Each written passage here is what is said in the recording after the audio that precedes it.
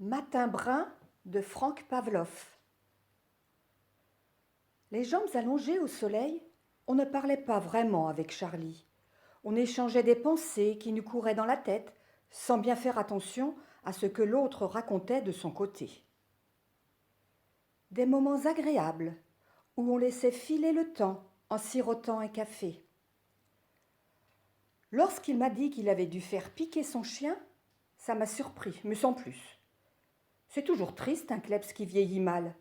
Mais, passé 15 ans, il faut se faire à l'idée qu'un jour ou l'autre, il va mourir. Tu comprends? Je ne pouvais pas le faire passer pour un brun. Bah, un labrador, c'est pas trop sa couleur. Mais il avait quoi comme maladie? C'est pas la question. C'était pas un chien brun, c'est tout. Mince alors, comme pour les chats maintenant? Oui, pareil. Pour les chats, j'étais au courant.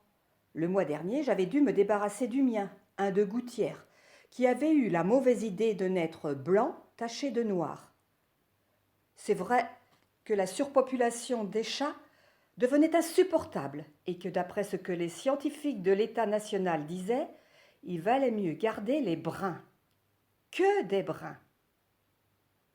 Tous les tests de sélection prouvaient qu'ils s'adaptaient mieux à notre vie citadine, qu'ils avaient des portées peu nombreuses et qu'ils mangeaient beaucoup moins. Ma foi, un chat c'est un chat. Et comme il fallait bien résoudre le problème d'une façon ou d'une autre, va pour le décret qui instaurait la suppression des chats qui n'étaient pas bruns. Les milices de la ville distribuaient gratuitement des boulettes d'arsenic. Mélangées à la pâtée, elles expédiaient les matous en moins de 2. Mon cœur s'était serré. Puis, on oublie vite. Les chiens, ça m'avait surpris un peu plus. Je ne sais pas trop pourquoi. Peut-être parce que c'est plus gros, ou que c'est le compagnon de l'homme, comme on dit. En tout cas, Charlie venait d'en parler aussi naturellement que je l'avais fait pour mon chat. Et il avait sans doute raison. Trop de sensiblerie ne mène pas à grand-chose. Et pour les chiens, c'est sans doute vrai que les bruns sont plus résistants. On n'avait plus grand-chose à se dire. On s'était quitté, mais avec une drôle d'impression. Comme si on ne s'était pas tout dit. Pas trop à l'aise. Quelque temps après, c'est moi qui avais appris à Charlie que le quotidien de la ville ne paraîtrait plus. Il en était resté sur le cul. Le journal qui ouvrait tous les matins en prenant son café crème. Ils ont coulé? Des grèves? Une faillite? Non, non, c'est à la suite de l'affaire des chiens. Des bruns? Oui, toujours. Pas un jour sans s'attaquer à cette mesure nationale. Ils allaient jusqu'à remettre en cause les résultats des scientifiques. Les lecteurs ne savaient plus ce qu'il fallait penser. Certains même commençaient à cacher leurs clébards. À trop jouer avec le feu, comme tu dis, le journal a fini par se faire interdire. Mince alors, et pour le tiercé? Ben, mon vieux, faudra chercher tes tuyaux dans les nouvelles brunes. Il n'y a plus que celui-là. Il paraît que côté course et sport, il tient la route. Puisque les autres avaient passé les bornes, il fallait bien qu'il reste un canard dans la ville. On ne pouvait pas se passer d'informations tout de même.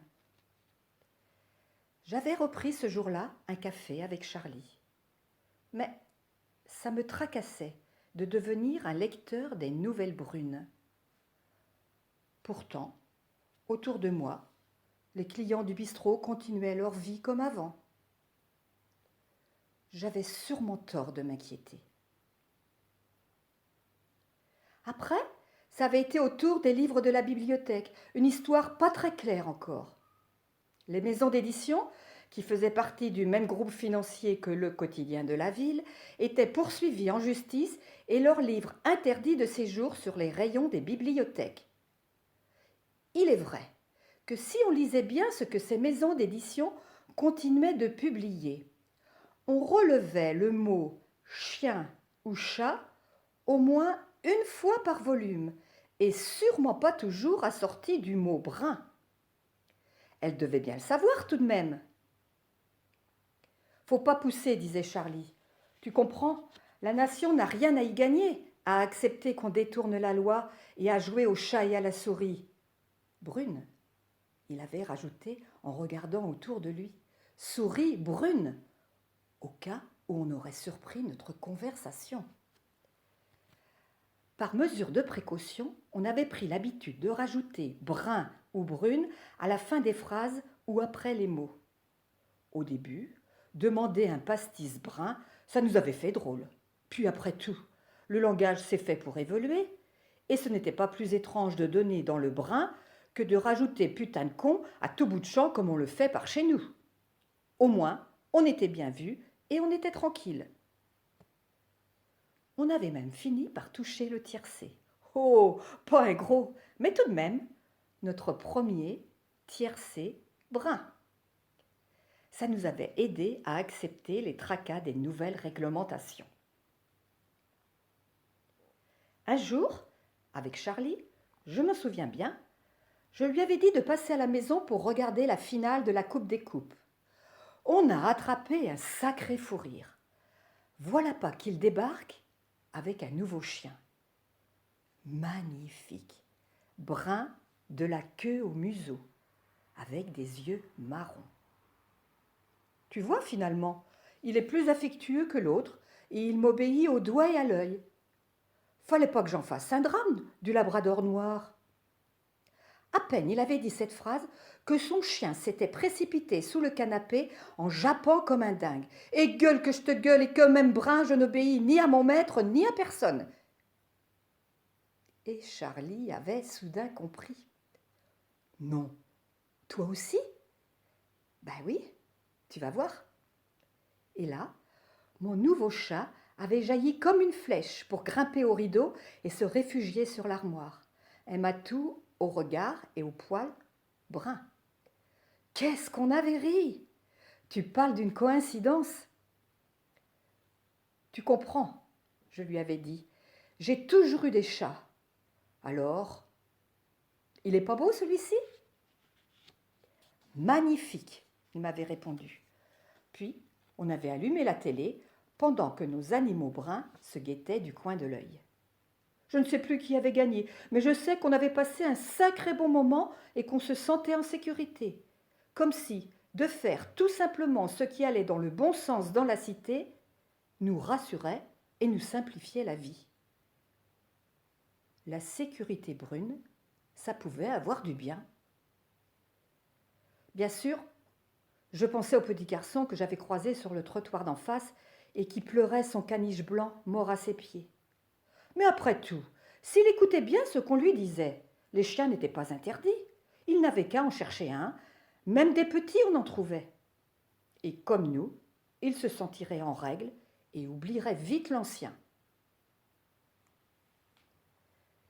Et puis, hier, incroyable. Moi qui me croyais en paix, j'ai failli me faire piéger par les miliciens de la ville, ceux habillés de brun et qui ne font pas de cadeaux. Ils ne m'ont pas reconnu parce qu'ils sont nouveaux dans le quartier et qu'ils ne connaissent pas encore tout le monde. J'allais chez Charlie. Le dimanche, c'est chez Charlie qu'on joue à la bolote. J'avais un pack de bière à la main, c'était tout. On devait taper le carton 2 ou 3 heures tout en grignotant. Et là, surprise totale, la porte de son appart avait volé en éclats et 2 miliciens plantés sur le palier faisaient circuler les curieux. J'ai fait semblant d'aller dans les étages du dessus et je suis redescendue par l'ascenseur. En bas, les gens parlaient à mi-voix. Pourtant, son chien était un vrai brun. On l'a bien vu, nous. Ouais, mais à ce qu'ils disent, c'est que avant, il en avait un noir, pas un brun, un noir. Avant? Oui, avant. Le délit maintenant, c'est aussi d'en avoir eu un qui n'aurait pas été brun. Et ça, c'est pas difficile à savoir. Il suffit de demander aux voisins. J'ai pressé le pas. Une coulée de sueur trempait ma chemise. Si en avoir eu un avant était un délit, j'étais bon pour la milice. Tout le monde dans mon immeuble savait qu'avant, j'avais eu un chat noir et blanc. Avant. Ça alors, je n'y aurais jamais pensé. Ce matin, Radio Brune a confirmé la nouvelle. Charlie fait sûrement partie des 500 personnes qui ont été arrêtées. Ce n'est pas parce qu'on aurait acheté récemment un animal brun qu'on aurait changé de mentalité, ils ont dit. Avoir eu un chien ou un chat non conforme à quelque époque que ce soit est un délit. Le speaker a même ajouté « Injure à l'État national ». Et j'ai bien noté la suite. Même si on n'a pas eu personnellement un chien ou un chat non conforme, mais que quelqu'un de sa famille, un père, un frère, une cousine par exemple, en a possédé un, ne serait-ce qu'une fois dans sa vie, on risque soi-même de graves ennuis. Je ne sais pas où ils ont emmené Charlie. Là, ils exagèrent. C'est de la folie. Et moi qui me croyais tranquille pour un bout de temps avec mon chat brun. Bien sûr, s'ils cherchent avant, ils n'ont pas fini d'en arrêter des proprios de chats et de chiens. Je n'ai pas dormi de la nuit. J'aurais dû me méfier des bruns dès qu'ils nous ont imposé leur première loi sur les animaux. Après tout, il était à moi, mon chat, comme son chien pour Charlie. On aurait dû dire non, résister davantage. Mais comment? Ça va si vite. Il y a le boulot, les soucis de tous les jours. Les autres aussi baissent les bras pour être un peu tranquilles, non? On frappe à la porte. Sitôt le matin, ça n'arrive jamais.